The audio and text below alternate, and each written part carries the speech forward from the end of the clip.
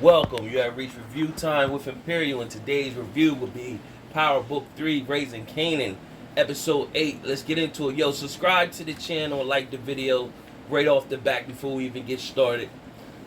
This was a good episode, but the writing, the writing, typical Power form. The writing is all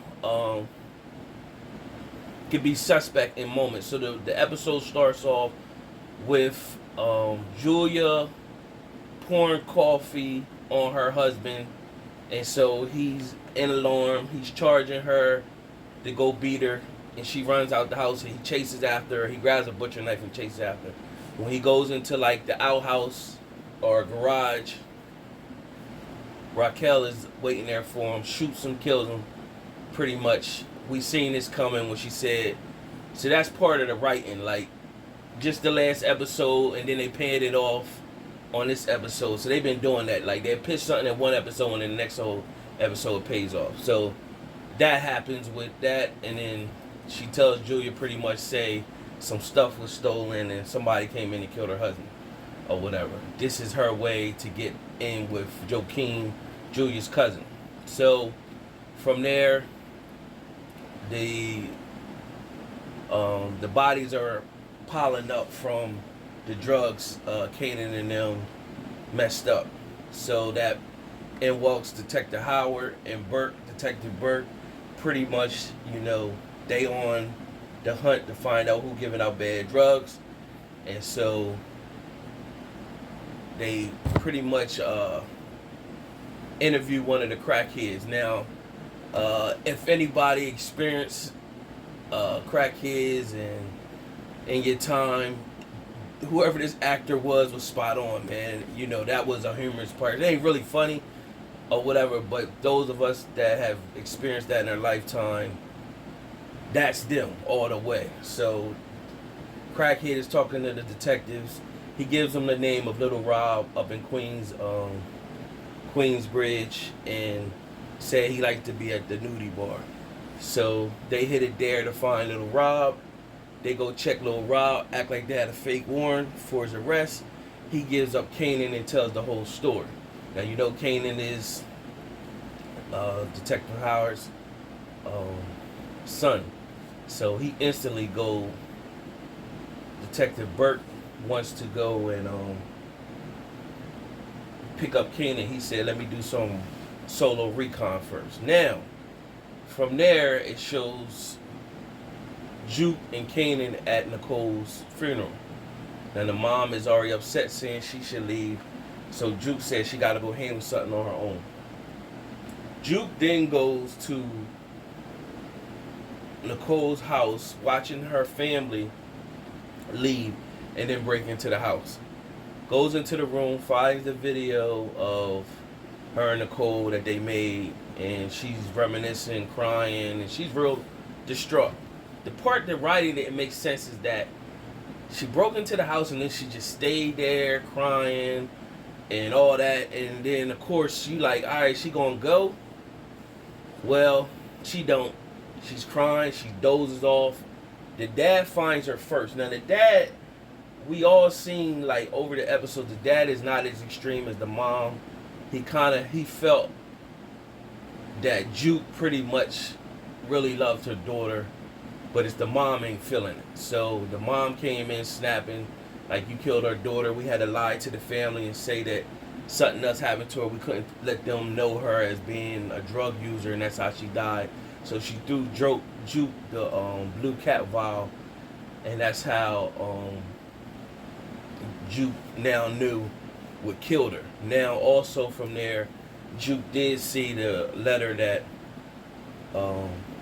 Nicole left and wrote her, that she left in her book bag. So from there, the cops came. They picked Juke up. Then the cops was told by a detective to let her go, and so they let Juke go. Back to the story. So Howard meets up with Raq, pretty much telling Raq, he knows what Kanan out there doing. He's messing up, and then pretty much telling Raq she need to tell him who he is, and she has to break the ice with him because if he push up, Kanan gonna reject him, especially with him being a cop. And so pretty much Raq called him out on messing with her when she was 16 and or whatever. And he's like, well, DEFCON was messing with you when he was older. You ain't say nothing about him. And he was like, she basically said DEFCON was left-handed. So in other words, he was playing on the other side. He didn't like girls. And she was just a front, and he paid her to be a front or whatever. So he was like, DEFCON was a fairy. So from there, she was like, yeah, but he was, you'll never be the man he was, pretty much. And so she pretty much, she despises Detective Howard. And he pretty much said that he'd tell the hood that the real truth, that he's the father of Kanan, and everybody a backlash on Kanan. And she said, well, the streets will tear him up from that. And he pretty much said, no, they won't. He'll be straight. But you, on the other hand, they know that you slept with cops or whatever. So he playing hardball, and he said, I don't want to have this conversation again. Make sure you set that up. So from there, Raq was upset. She called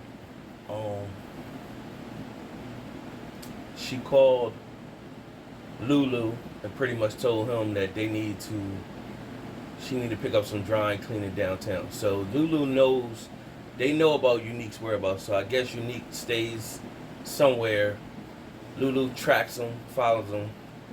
He puts his Unique, gives the bell man his car and told him the keys, take the car off. So Lulu goes in right behind him and says, hey, I'm with my man and I gotta get something out of the car. He gave the bellsman man some money, but he flashed the gun as well. So he gave him the keys. He went in the car and grabbed Unique's jacket. So it's gonna be interesting to find out what happened with that. Meanwhile, I showed Lulu in the studio. He flexed on Camacho and his crew, kicked them everybody out, and came with his lawyer. Pretty much told Camacho, I own 50% of Crown Records now, and either you gonna sign it or I'm gonna shoot you. So he pulled the gun out. The lawyer was right there. So you can only imagine in real life how many situations happen like that where people were getting strong armed for their record deals and ownership and everything like that. So nevertheless, Camacho, he's drug head anyway, so that's what he get. So they squashed that. Meanwhile, Raquel is upset. She goes and approach Marvin. Pretty much she blasts Marvin, tell Marvin, yo, I don't want to see you no more. You out this family. He was upset. Then she comes back and she snaps on Kanan.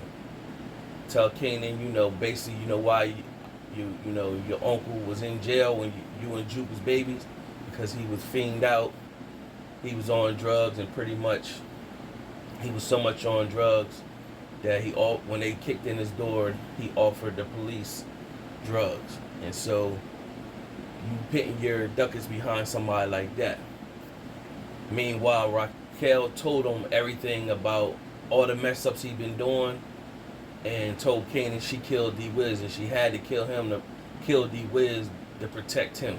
And she wasn't going to let the streets or Unique and them kill him. So now he knows. She told him that, it kind of messed him up. So he went dark. And she was like, really, who's the real reason why D-Wiz is dead? You or me? And so that messed him up, and that did something to him, because all this time, that was his boy. So he leaves out. He goes wander off, and he's at this point, he's going to find Davina. When he gets there, CPS took Davina, and the little sister, the mom, been missing. Like it showed it in the last episode where the neighbor had the baby, and she came and picked him up, and she was like, "Where's your mom?" She was like, you know, she's down south or whatever. But really, the mom was dead somewhere, and they just couldn't identify her. They just identified her or whatever. So the I said DPS. DIFUS, they came and took I said CPS, Child Protective Service. So I said the right thing. So they came and took Davina and the little sister, and so he was distraught off of that. He went back to the house. He seen Juke. Juke is upset, so Juke showed him the vial with killing Nicole. So now he's bothered, like, oh man, this happened. So he's like, I don't know what to say, and she's like, nothing you can say, pretty much. And it's this whole place we in Kanan, pretty much. So now you can see Juke, how what's gonna turn Juke, how she ended up in DC being a cop. Like, she, you know, the whole Queens and all that, she wanna be out of there. She felt like, pretty much you can see she gonna feel like she gonna get caught up. She not gonna make it if she stay there.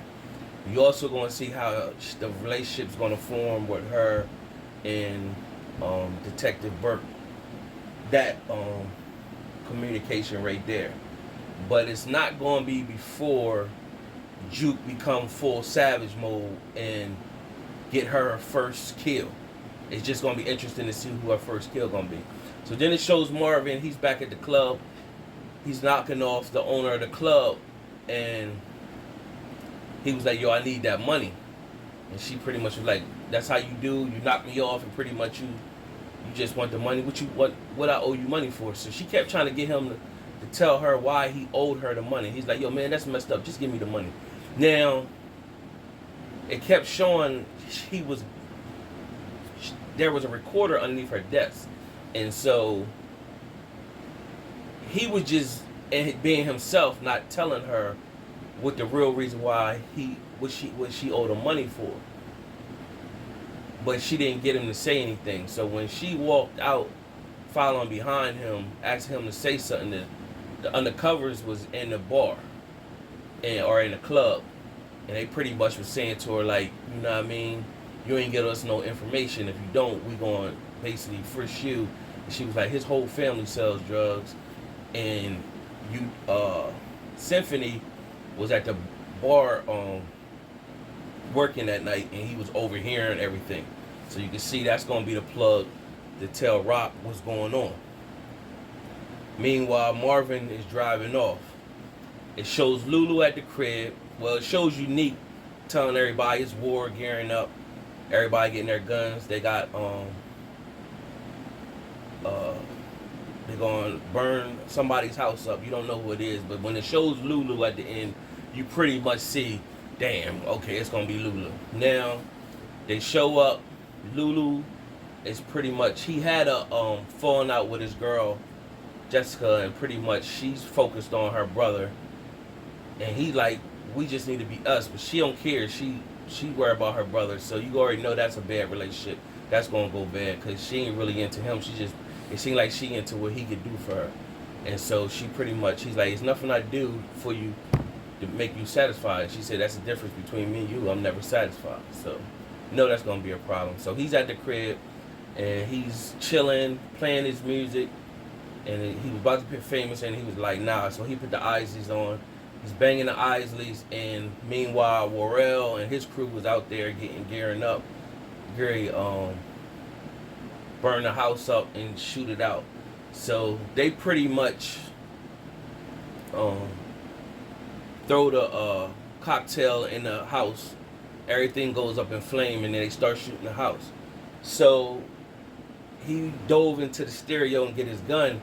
Now, one would say, with the right in his hair, they slow motioned everything, so you would view it like, well, dang, he ended up passing out in the living room from the smoke insulation, and it was like he couldn't run. It looks like he couldn't run because they was shooting out in the house, and the cocktail caught him off guard, and so by him ducking and the smoke got in him, and that's what made him pass out. It just seemed like even if they was shooting out, a Joker would still beeline out the way. They won't stay in that same area. So that's part of, but for theatrics. So he passes out, and Marvin is coming to his house. Meanwhile, he see Warrell, so he picks up speed. Gary hit him, and when they shooting out his car and stuff like that, so he end up crashing. But then he see his brother's house is on fire, so he carries his brother out the house, and it makes it theatric, like Lulu could be dead, but he just passed out. Whatever, he gonna be alright. He ain't gonna die this moment, but I think he's actually going. Now, that's pretty much the episode right there. Decent episode. Now, this is my gripes with this storyline. You got these people, I don't know if you want to call them, they're not kingpins and stuff like that. They kind of real local, but locally getting money at the same time, right? So they local hustlers, but they really not getting money like that. You know what I'm saying? Because some of the things don't add up. Raq is driving around in a range. They got stash houses. They got corners. But they ain't got no army. You know what I'm saying? They're very accessible for people to get close to. You know what I'm saying? They're very accessible. At any given time, somebody could roll up on them. You don't, like, when you see Unique, he got a team with him at all times. Now, maybe the writing is writing this for a reason, to gear it up for something, but every time you see Unique, he got an army. You see him, when they come visit him, he got an army. When you see Raq, it's her brothers, that's it. Like, you don't see a real true threat. At some point, you should be seeing an army. It's moments we didn't see all them get rolled on, and they ain't never got no team. Lulu is very accessible. Everybody know where you. How could it just, some things don't make sense? And then of course this is storyline, but I toss this up as poor writing in a sense, because you could write that better. You in a war with people that know exactly where you live at, and you stay there by yourself. All of them, they know where Raq live at any given time. They can kick in your doors and just go full Rambo and just air y'all out. That would be over. So you gotta make it more like believable that this really happened, or it could have happened back in the day. That's not believable right there, because they have no army. And everybody know where they stay at. It's not like when people where they stay at is on guard or it's a threat. Like, yeah, if you go over there, yeah, you might know where they live at, but if you go there, it's gonna be a problem. No, you go there, it ain't nothing. You kick in the doors, shoot up the crib, all that. So that part ain't making sense. So, nevertheless, that's just my gripes on this show. Overall, it was a decent episode. Like I said in the beginning of the video, subscribe to the channel, like the video. Till next time.